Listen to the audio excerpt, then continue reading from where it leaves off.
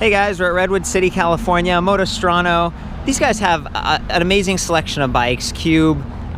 We actually have Haibike, that's one of their top sellers, and I ran into this fellow, Frankie. What's going on, man? Yeah, and it sounds like you're friends with Joe and he's helped you out and you've customized some of your bikes here, and I just could not leave without having a conversation about this thing. I mean, it's a beast. You want to tell me what was the inspiration for this bike? Yeah, this inspiration for this bike was I love to do some really nice long bike tours, several days with e-bike camping. Yeah. I did tours across Europe, Eastern Europe, through the woods, everywhere.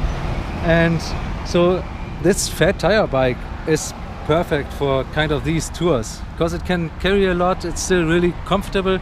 It's like going rough roads on a sofa and still carry your camping gear, everything. Well, you mentioned the fat tires. I suppose they help you on soft terrain. They give you a little bit of comfort. And this is the hardtail Haibike. Yeah. I know that they have like a full FatSix. Was that did you consider it or just? The full FatSix wasn't available at that time because I bought it in 2015. Nice. And the big advantage of the hardtail is that you can put a rack.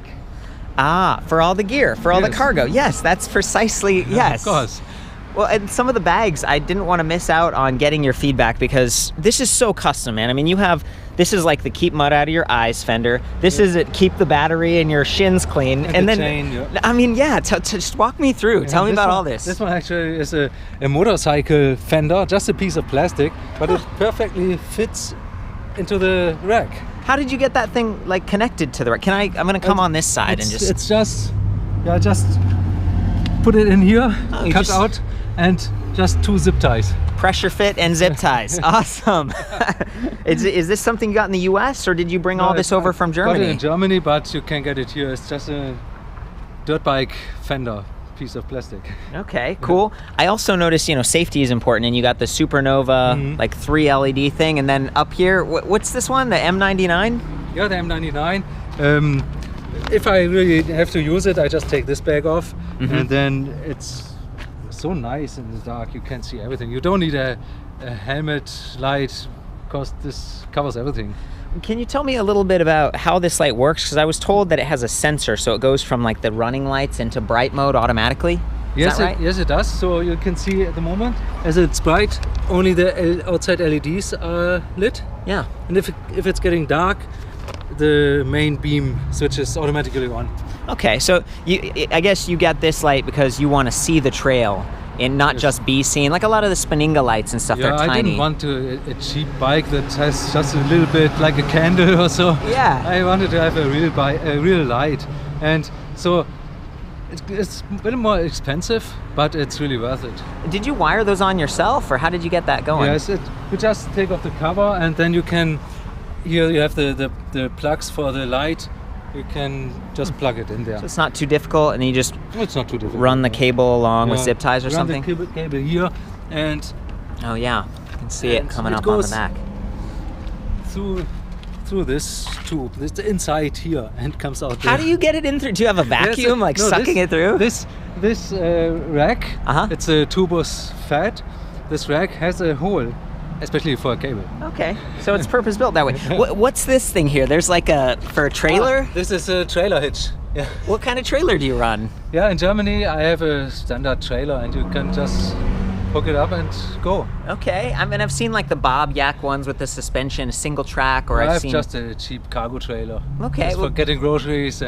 Did you have to buy this hitch adapter custom? This actually is the mount for a side for a kickstand. Oh, it's for a kickstand, and I modified this trailer hitch a bit to make it fit. I love that, man. You are. It's custom made. I feel like we aren't even halfway through this. While we're down here, look at these carbon wheels, right? Like 3 blades. How much weight do you save with those, or why did you choose those? You don't save that much weight.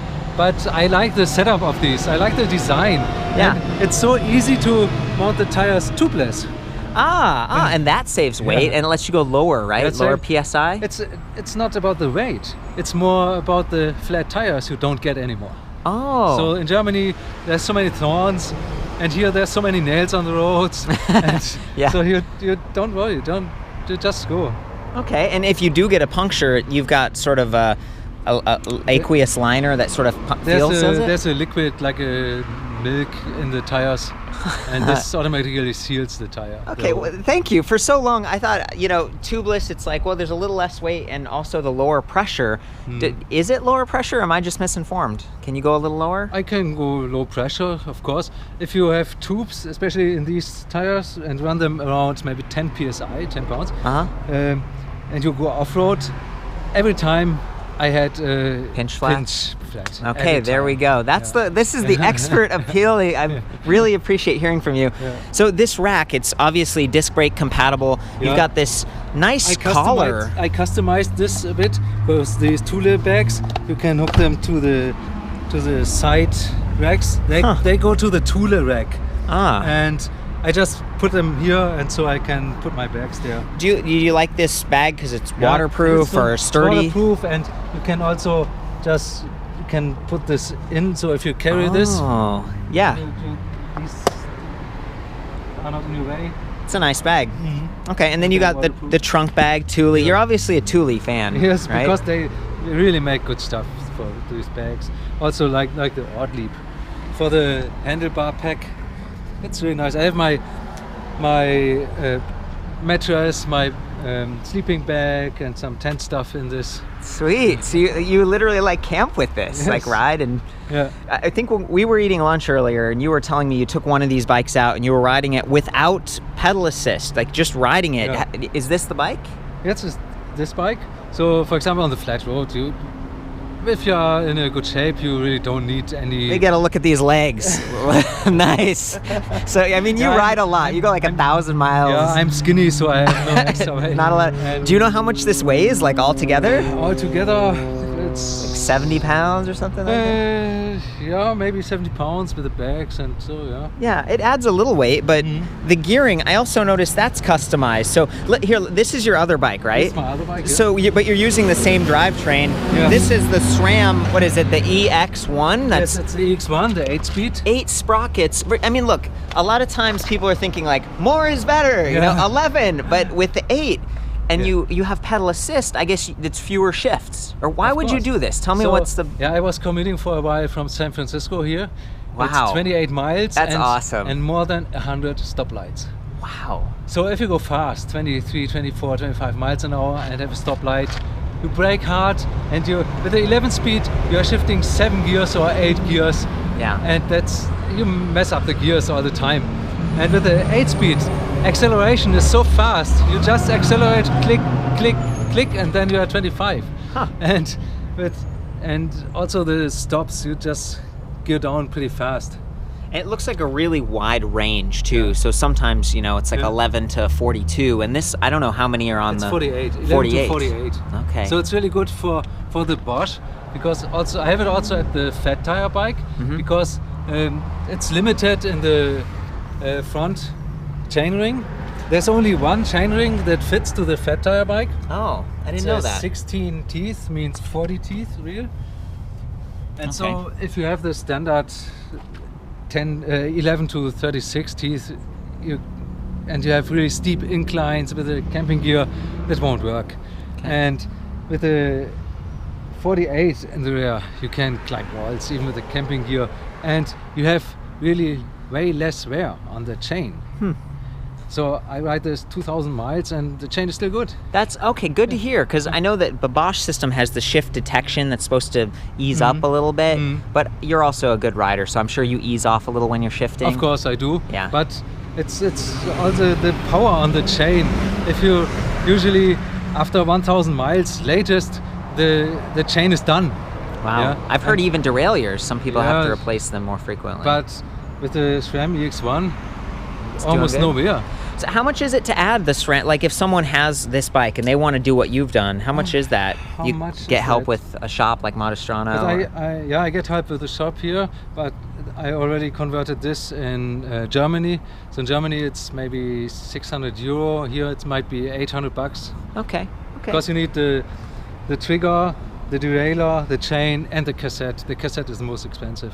Okay. You know, I've been studying, there's all these different levels, like the base level Shimano Tourney or whatever, and then you got the Altis and Acera and all that. As you go higher, you can do multi-shifts. So does the EX1 allow you to do like 2 shifts at once? No, one. It's just one because of the big gaps. It's yeah, because of the big gaps. It's more than enough. Yeah, that's like doing a couple shifts. I get it. Okay, cool. And then I noticed, can I push this? Yes. I think, do we have to wake it up? No, just push it. It's already. It's already waking. Okay, so we press this. This is the Viron from. Did we make it not wake it up? Oh, there it is! Surprise! So this is a wireless dropper post, and I've heard one of the advantages of doing this is you don't have to have the extra wires around, and you can very quickly and easily put this from that bike to that one. Right. So yeah. If you own several mountain bikes, which someone here does, right? Yeah. But I have it on each. But if you do, you just need one seat post and put it from one bike to the other.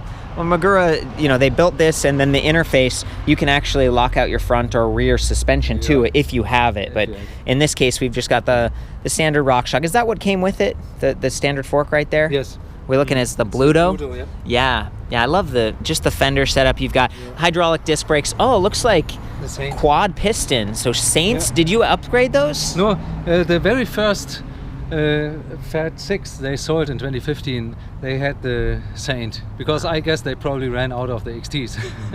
And another thing for the seat posts is it's so easy to install. If you use, for example, the RockShox Reverb Stealth, which has a nice setup with the internal routing. Yeah. But it's a pain in the ass. You have to take the motor off, and it takes a half day to install it. That makes sense, because I guess the interface here.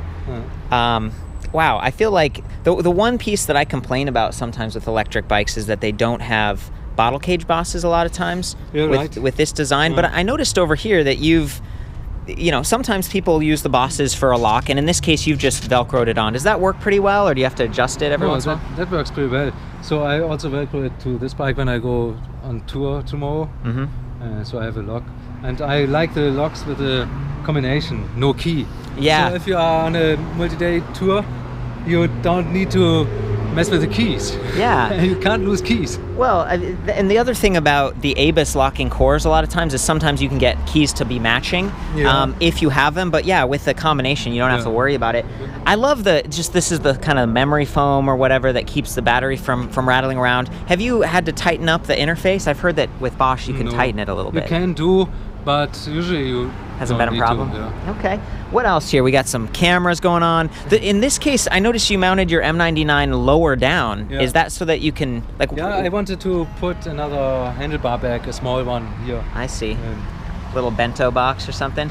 And what's going on here? This is like the Bosch Intuvia mount, but it has a joystick. You can see on my other bike.